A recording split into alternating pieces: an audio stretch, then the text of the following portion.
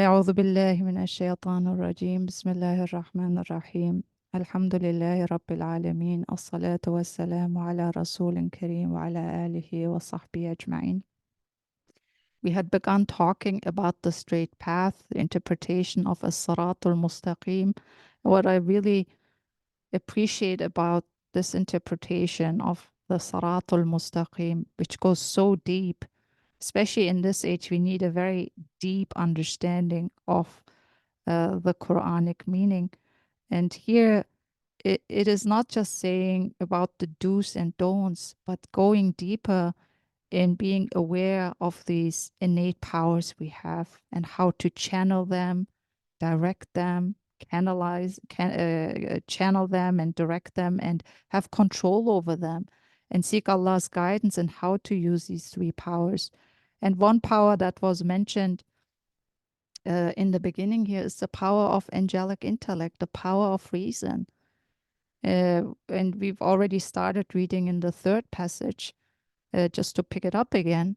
The third, the power of angelic intellect to distinguish between benefit and harm. So there were three powers, just to remind ourselves again, three powers that Allah has endowed us with. Every human being is born with these three powers.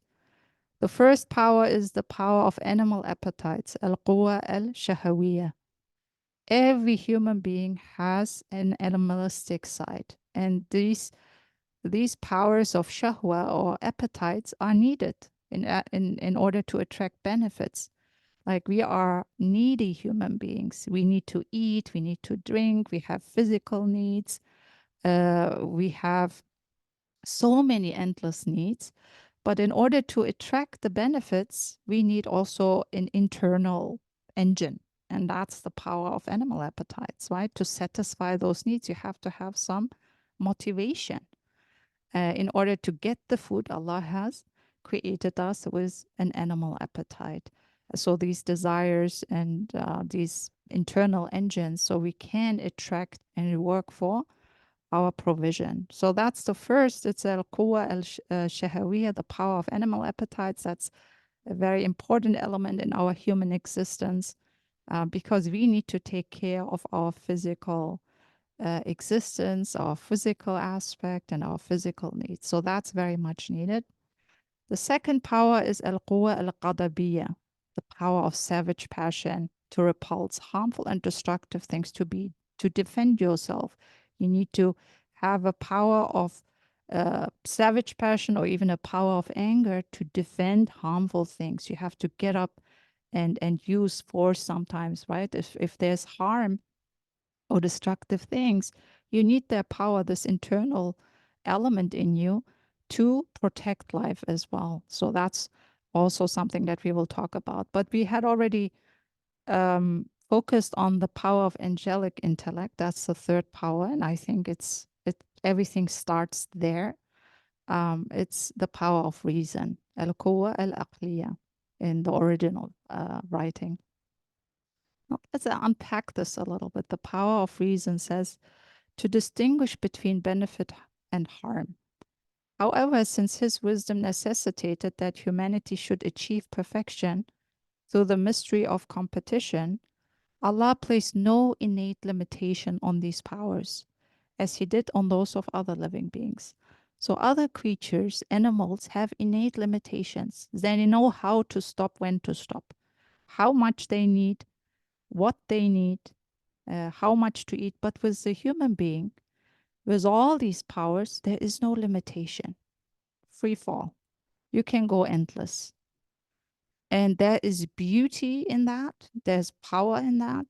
But there's also great danger in that, because we will read later that it can either lead to excess or deficiency. So there's no innate limitation, because Allah wanted to keep the horizons endless for us to advance and thrive and develop and flourish and grow. And this is the nature of this dunya. We are here to not just grow physically. Physically, there is a stop at some point, right? Maybe you grow until your 40s and then even decline starts. Physically, you've outgrown everything. You've reached your limit. But when it comes to moral development, spiritual development, intellectual development, though the road is endless in that regard. And how do we do that? That endless kind of advancement.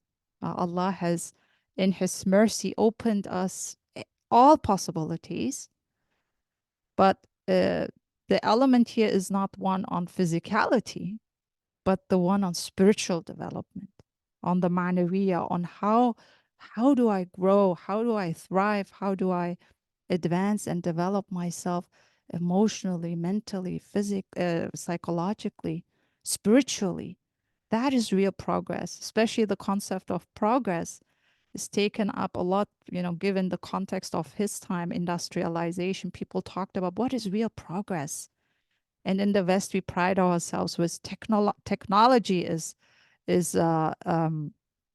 progress.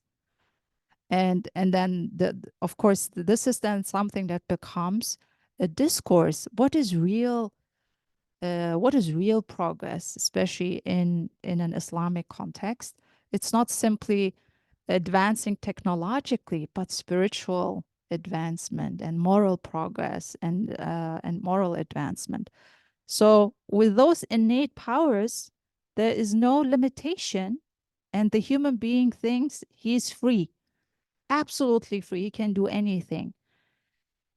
Of course, there is a relative freedom, but the danger is because there is no innate limitation, those powers can also become destructive, right? They can become really harmful, not just to ourselves, but also we can harm others if we don't follow the sirat al-mustaqim, the Sharia. And this is actually the talk here, the section, realizing that the Sharia does not just apply to external things, but internally to be hyper aware of your internal powers.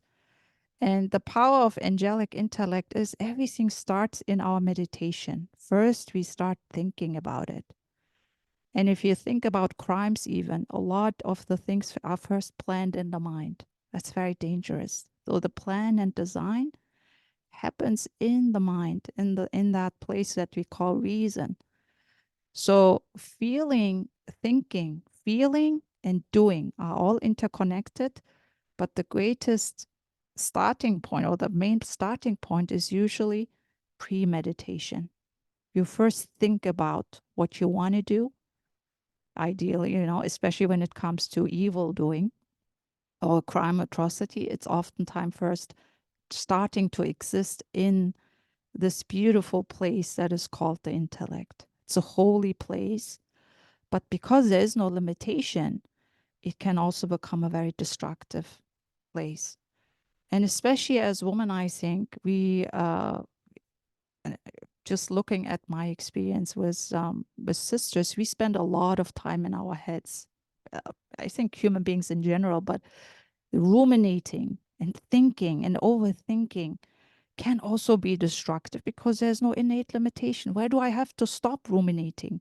When do I have to stop, creating, cultivating negative thoughts, unhelpful thoughts, right? Suspicion about people that then impacts also my behavior, or creating a sense of, any type of negative feeling also starts in first the thinking, or interpreting things in a different way, negative way, destructive way, that then has also an impact in my, not just my own personal life, but also my social life. So actually, there's so much to say about the power of intellect, and I'm constantly coming back to this and thinking, wow, this is huge. The power of human intellect to create and innovate and build and investigate and imagine and fantasize is endless. It's endless. And that's why Imam Nursi radiallahu anh, when he said, I'm in awe of my fellow human being. We should be all in awe of ourselves and in awe of the fellow human beings who create things and innovate and invent things. But the things that we invent, do they advance our spiritual lives and moral lives, emotional lives, or can they become destructive? What I'm thinking and inventing and meditating, Is it helpful or harmful? Is it constructive or destructive? Is it creative or diminishing not just human life, but also life of all creation? That's why the power of intellect is so important to ponder, like how our prayer for the sirat al-mustaqim, to keep everything in balance, to keep everything in a moderate place, can only happen with Allah's help and prophetic guidance. Because otherwise, this intellect, the power of reason, can do all kinds of harms. Because again, there's no limitation. The limitation comes with the Sharia and says, you're not free. You're not absolute free. Here is guidance and illumination, how to use your power in wise ways, in good ways, in moderate ways, on the Sirat al-Mustaqim, and how you can use the power to elevate the lives of all beings. My dear mother, may Allah bless her, every time, and she didn't go to school, never received a formal education, but every time in our house, when she would use the dishwasher or the laundry machine, she would say, look, Zainab, of beautiful things human beings invented. May Allah guide them to Himself. May Allah bless them with Islam. It was a sincere prayer. We all can do that. I'm not able to achieve or have the capacity or the interest to invent that machine or innovate this and that.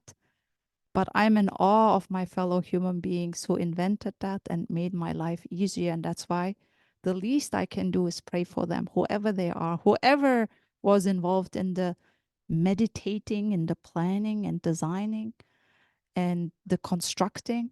Because again, remember, we are social beings, interdependent. For me to use a dishwasher or the iron machine or any kind of amazing technology, the root cause of that, the origin, is the human angelic intellect that thinks about, how can I help my fellow human beings help an easier life, achieve an easier life? And so these are the calls then when we think about our capacity. Allah has given us a share of His wisdom. And He says, go, human being. The sky is your limit. You can do anything. Anything you imagine is possible. Anything, truly. Because as it stated here, there is no limitation. So if the human being desires to live on a planet and work sincerely, Allah will make it happen.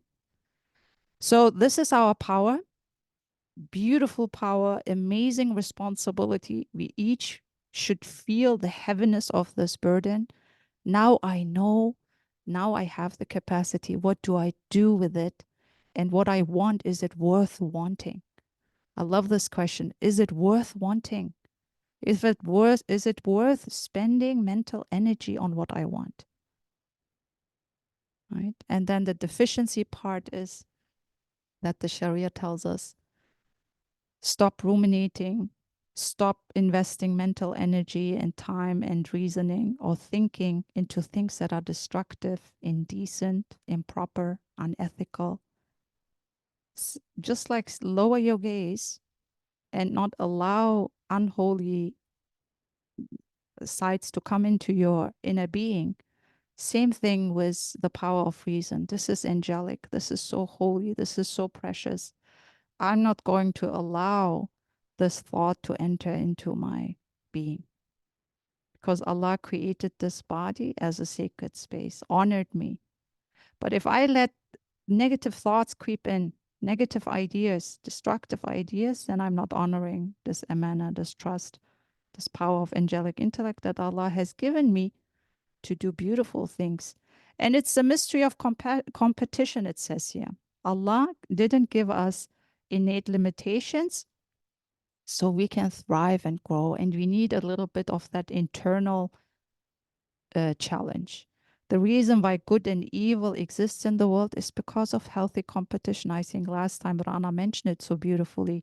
There needs to be degrees and difference and diversity in order for the beauty of the human being to come out. Otherwise, everybody is on the same state, everybody is on the same level. There's no point.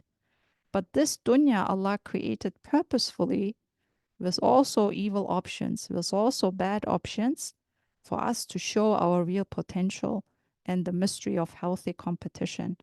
And as we are saying no to bad things or no to destructive things, or even saying or banning bad ideas from our power of holy intellect, then we have truly advanced and say, oh, the Sharia doesn't allow me to even engage in waswasa, in suizan, in bad thoughts or misinterpreting things or wrong judgments, right? Because they have an impact also not on my individual life, but also on the social life. It all starts here in the place that we call reason. Everything is first premeditated and then put into action. That's why we have to be very attentive, like the Prophet ﷺ, emotional, aware, and self-conscious about what kind of thoughts are creeping into this place that we call reason. Allah is with me. Is this thought worthy of His presence? Oh, this is not a welcoming thought. I need to seek Allah's help to ban these. So, and sometimes we are not able always to control these thoughts and realize we need Allah to educate and protect us and discipline us in that regard, because otherwise it can be really a very destructive adventure.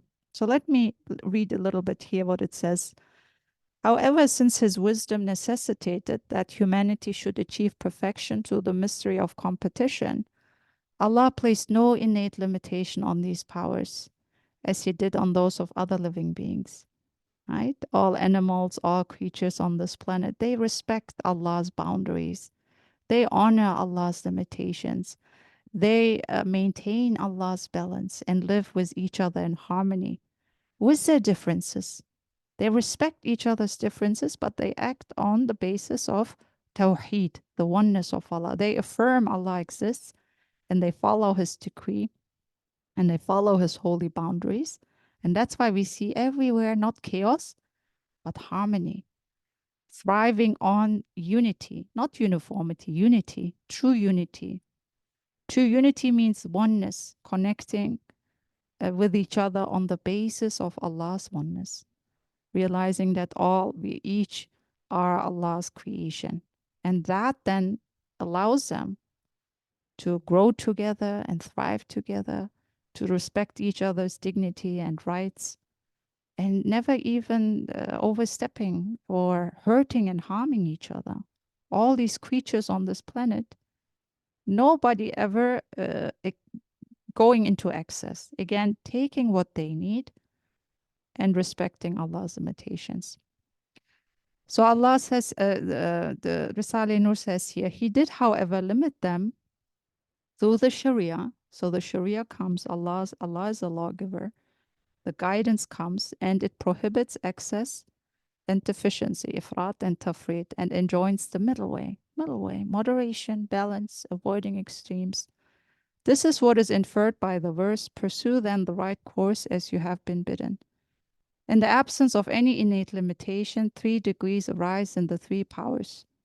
The degree of deficiency, which is negligence, the degree of superabundance, which is excess, and the middle way, which is justice. Justice is such a macro concept, but justice just means, literally, al-adl means to put everything into its right place. It's not justice if you give 2 different flowers the same amount of water. It's actually an oppression to the plant. It's a harm. It's an injustice. What does this flower need? It says on the label, it needs less water, moderate water. That plant, according to its needs, it needs maybe more water than other plants. Now, if you give them different amounts, what happened? That is adl. That's what we call adala. We put an answer to their proper needs. That plant only needed a little bit water for growth, but you actually destroyed it by giving it the same amount because you're thinking that they all need the same. They don't need all the same. And to know that in our minds is hikmah. And this is why we need Allah's help and guidance and the Prophet ﷺ's guidance. All around us, we have constantly beings, and we think they all need the same thing. No. And that requires hikmah, wisdom. Ya Allah, show me and guide me in answering in a proper way to my emotional needs, to my physical needs, to my family's needs, to my relatives' needs, to the people in my community.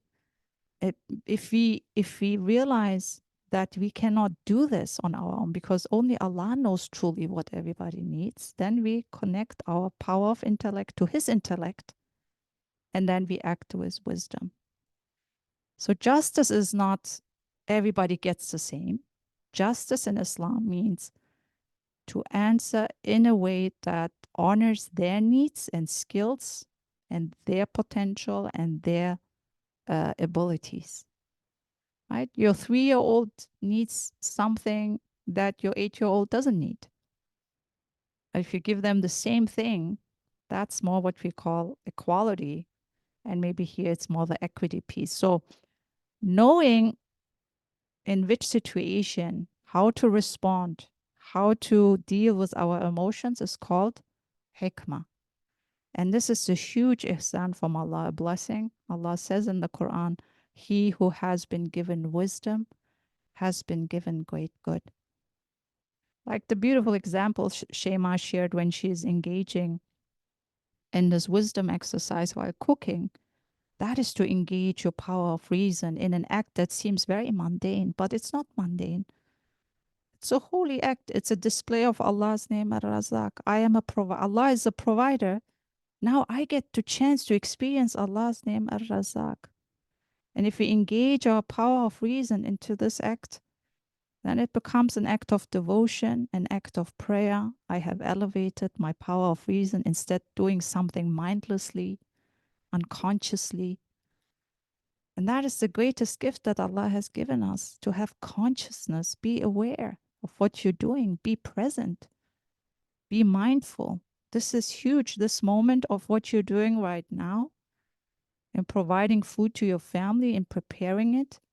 Nobody else can do in the universe. Only Allah has shared the quality of Ar-Razak with me, which is a huge honor. And I'm blessed to carry that. I'm blessed to be an ambassador of Allah, a spokesperson on this planet for Him. And sadly, we often see and witness in our own lives and around us that wisdom is something that is can be rare, is rare seen. You know, people act not according to wisdom. When to say something, what to say, how to say, and I'm still learning. I'm guilty of that too. For example, there's a social gathering. Like I remember there was a hiking event. The point is to socialize, to get to know each other, to talk. But then there was a sister, she put these large headsets on her head. The signal is, I don't want to talk with anyone. Now, is this hikmah? Of course, it's not hikmah, because the point is, in this context, and she might be listening to Quran, she might be, listening to nasheed, which is beautiful. It's not wrong. Or even listening to an audiobook. But the point is, in that context, the point of that context is to connect with others and not to be in your own world, putting the headset on signaling, I don't want to engage with anyone. That is lacking wisdom. And it's an insult to the others who are there. And you see this is something that shows how not to act with wisdom. This is something that shows the lack of wisdom. Because you have to read the situation carefully, read the context carefully, and then respond in proper ways, which is justice, moderation. The proper response in that context is what?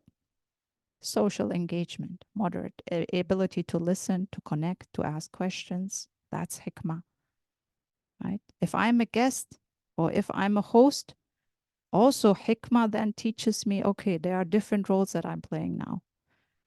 If I'm a wife, I'm a mother, again, hikmah dictates that I need to use my reason differently.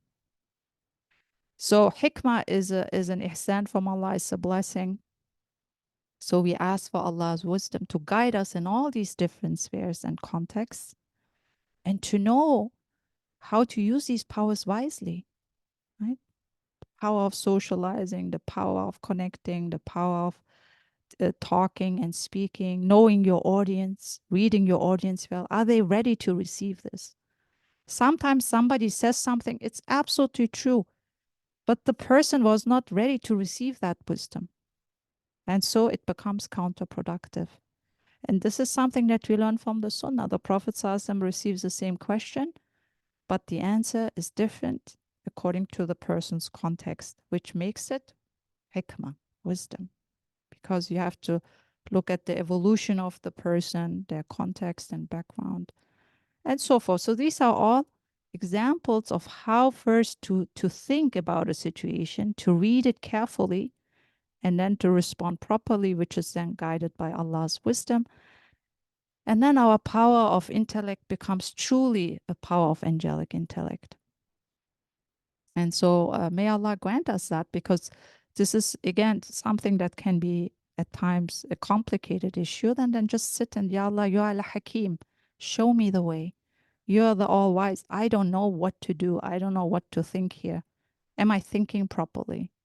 And then when we are having that internal conversation and lifting our voices to Allah, then He will guide us on that path of wisdom.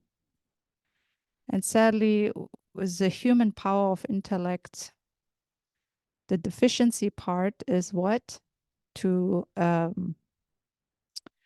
Deficiency part is, I think, was mentioned here is ghababa, indifference, which is also a very, very, very destructive thing. Not engaging your power of reason at all, being indifferent to people's concerns and being disinterested, right? And that's also a deficiency.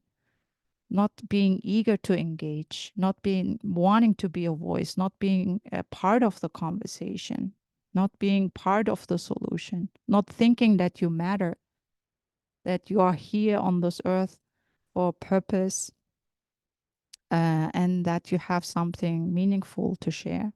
So there is also the other extreme, indifference, that the power of reason is just not interested in holy thoughts and ideas or learning about Allah. I don't care. I don't need to know this. And so it's also very dangerous because you're not developing none. So let me continue here. Know that just as the power varies in these degrees, so does each of its branches vary. For example, in the question of the creation of actions, the middle way is that of the Sunni school between the Jabriya and the Mu'tazila. And in the question of doctrine, the school of divine unity is the middle way between the denial of the divine attributes, ta'til, and anthropomorphism, tashbih. You can make further examples in the same way. So that's also beautiful. Even throughout Islamic history, theological ideas developed, philosophical ideas developed. But even there, you can see in these different schools of thought, whether it's Mu'tazila or Jabriya or different ideas, that sometimes one school goes into it's too deficient, something is missing, and the other one goes into the other extreme. So you can even take that externally and see, oh, there were these different branches and they developed in that regard, but there's some important element missing. But then, alhamdulillah, Allah showed the path of moderation. And we are all, a majority of Muslims of the Ahl Sunnah school, that shows that's the middle way of trying to embrace all the important ideas of these different branches, because they all had truth, but there were elements that were missing. And when it came back to the path of moderation, that's then where you feel that's the balanced approach. So even externally, when you look at the development of Islamic thoughts and the development of the madahib, of the fiqh schools, all of that can be also seen externally. And that's not to say, oh, they were like so wrong. They were trying to find and come back to the balanced approach. And alhamdulillah, it's a blessing that, the final formation of Islamic thought has come to that moderate path, because Allah preserved this tradition in all of its beauty. So that is just an example. It's not something that the layperson in every aspect needs to know. And so don't spend too much time on that. Like, oh, what did the Mu'tazila think and what did the, Jabriya thought? There was all pieces, elements of truth, but then Allah in the final formation of the of Islamic thought and Islamic theology brought in that moderate understanding. Deficiency in the power of animal appetites is apathy and want of appetite, while its excess is profligacy, which is to desire whatever is encountered, whether lawful or unlawful. Its middle way is uprightness, which is desiring what is illicit and shunning what is illicit. You may apply the principle applied to this power to any of its branches, such as eating, drinking, dressing, and so on. SubhanAllah, this is so beautiful and clear. So when it comes to the quwa al-shahawiyya, the power of animal appetites, the same, you can fall into either extremes. There's a complete lack of wanting, which is apathy, right? And the Quran is clear on that. For example, it doesn't go into the extreme of celibacy or monasticism. That is something that is not embraced in the Islamic tradition. But also, illicit relationships are also not embraced. Going into premarital relationships and having a boyfriend or a girlfriend or whatever, and doing with your desires, emotional needs, and sexual needs, even what you want, can also be destructive. So here, the moderate path, the sirat al-mustaqim, is to be in this halal haram framework. What is permissible, what is lawful, and what is unlawful? To that is my path of moderation, whether it's eating, drinking, dressing. Otherwise, there's again no limit. You can eat whatever you want, drink whatever you want, dress however you want. That's what the nafs says. I have no limitations. I'm my own Rabb. Astaghfirullah. I'm my own Lord. The Quran warns us about that. It says, أَرَأَيْتَ مَنِ اتَّخَذُ إِلَهَهُ هَوَاهُ. I don't know the exact page. You can research it. But it multiple times alarms us not to take our whimsical desires as our gods. Because these inner desire, this nafs, can be so destructive. Just eat what you want. Just love the way you want. Just drink the way you want. Speak the way you want. But if I do what I want, it becomes harmful. And then the nafs becomes the Lord and basically oppresses the whole human being, dictates how to live its life, and doesn't care about any limitations. So absolute freedom of the nafs in terms of animal appetites, of these very important desires that are permissible, that have their degrees, but everything in moderation. So when we eat, even there, we talk about this, Ramadan is coming up. The Prophet ﷺ says the body is a sacred entity. What you take in, what you consume, be very careful. It will impact your spirituality. And so many of our pious scholars, our saints, were so attentive of what to take into their bodies. They said, this is holy territory. This is holy. Allah has given me this as a trust. And they minimized. They minimized. And we see how excess in eating and drinking and dressing is destructive. Fast fashion. I mean, we all love it, but it's destructive, not just to ourselves. Fast fashion with all the chemicals and all the cheap um, manufacture, how it harms not just us, but also families abroad and all the women who are enslaved in the industry, right? Because we don't want to think about this. We want to enjoy the moment and follow what our nafs says and don't think about the greater repercussions of our behavior. But everything starts with us in our micro justice life. How and what we consume and take in, and how we invest our money, how we engage in a materialistic lifestyle, all of that can be very harmful for us and for others. So Allah says, you're oppressing yourself. You're not oppressing me.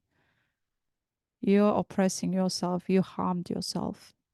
Right? And Allah, out of His compassion and mercy, has made certain things unlawful so that we and society can thrive in beautiful ways. If you want to develop, spiritually develop, and socially develop and advance, those Sharia rules are for the benefit of humanity, for the human family as a whole. Yeah, families, to keep families intact. Certain desires need to be met. Certain even sexual desires can be an act of worship, right? All these intimate acts can be even an act of worship. If they are done, we know it from the Sunnah. There's nothing to be shying away from saying this or be ashamed. Those are anchored in the Sunnah. How the Prophet ﷺ, cultivated healthy relationships with his wife, in his family. He's showing us the way how to use our power of animal appetites with moderation and balance, and how they can become an act of ibadah and worship instead of fahsha and fahisha and illicit relationships and harmful relationships, exploiting our emotions, abusing our emotions, misusing our desires. So there's so much to be said here, and we live it now in this time everywhere you turn to. How power of appetites are used in such destructive ways when it comes to consumption and living this modern lifestyle, right? What we consume in terms of images or songs, right? No, these are all my hearing. The Quran talks about it. My eyesight, my hearing, my listening are all channels of the heart. Whatever I take in impacts my whole spiritual state. So the whole point of Islam is that our living and our speaking and our seeing and feeling and thinking is aligned with Allah's divine wisdom and guidance. When we achieve that, when we follow that moderate path, then we live in peace with ourselves and in peace with our fellow creation.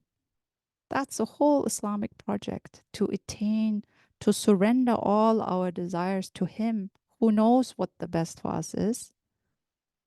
And as we are surrendering, we are actually gaining. We are not losing, but we are content with ourselves and we live in full peace and wholeness, with Allah. And then Allah, gain Allah's pleasure and satisfaction.